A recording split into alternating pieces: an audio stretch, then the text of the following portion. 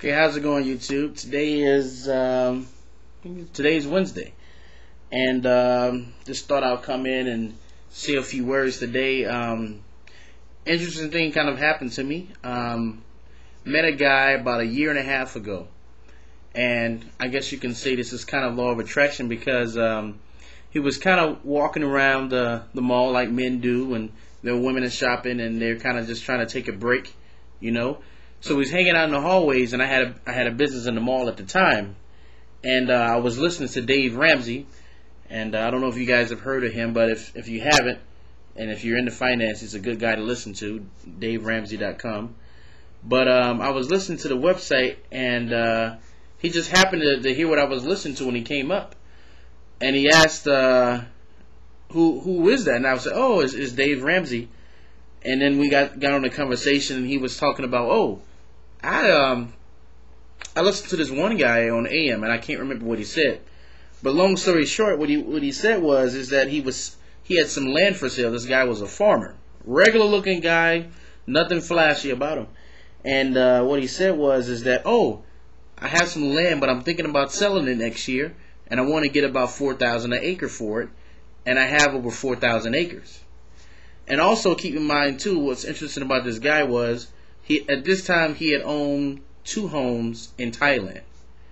And I thought that was interesting because, the place where I live, most of the people who are around the age of maybe 50 and above are usually, They usually live in their comfort zone. They're not people that kind of like live out and just try new things, whatever. So I found that to be very interesting there. So time went on, year and a half later, here comes this guy again.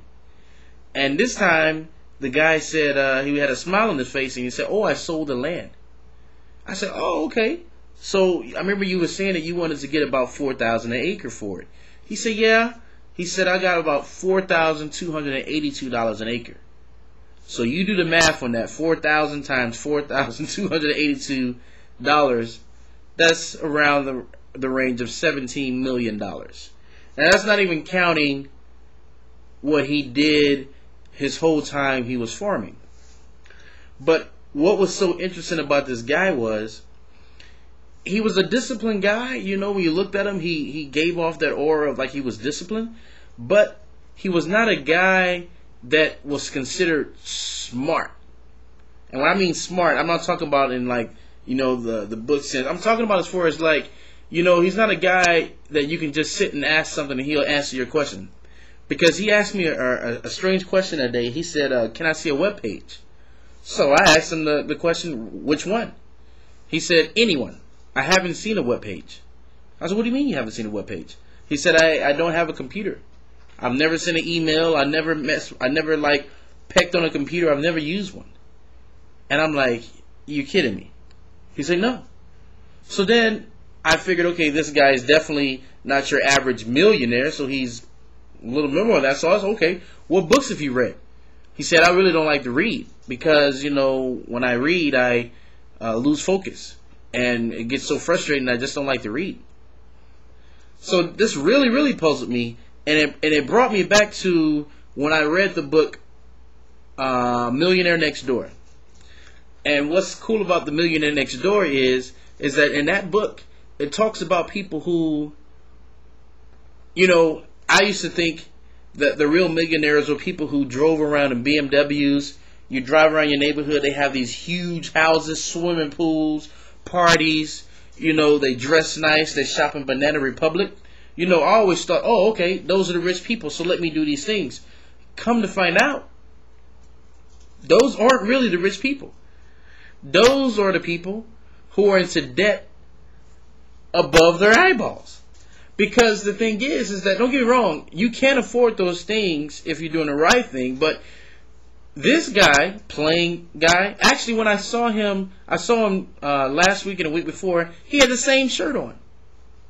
Now I'm not out here preaching to say that you need to wear the same clothes every day and all this other kind of stuff. No.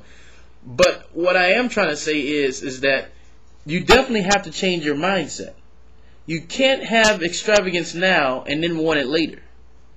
Either you're disciplined now and get extravagance later, or you get extravagance now or you be poor later. So I'd rather be the guy to do what I can now, buy a car I can afford, don't have any bills, try to be debt free, and work my way up. So I thought this was pretty interesting, that I took his number down, and of course I can't get in contact with him by email, but I have to just see him when I see him, But I just thought I'd just give that in there, for all you guys out there who are striving to be millionaires and striving to have, the nice things.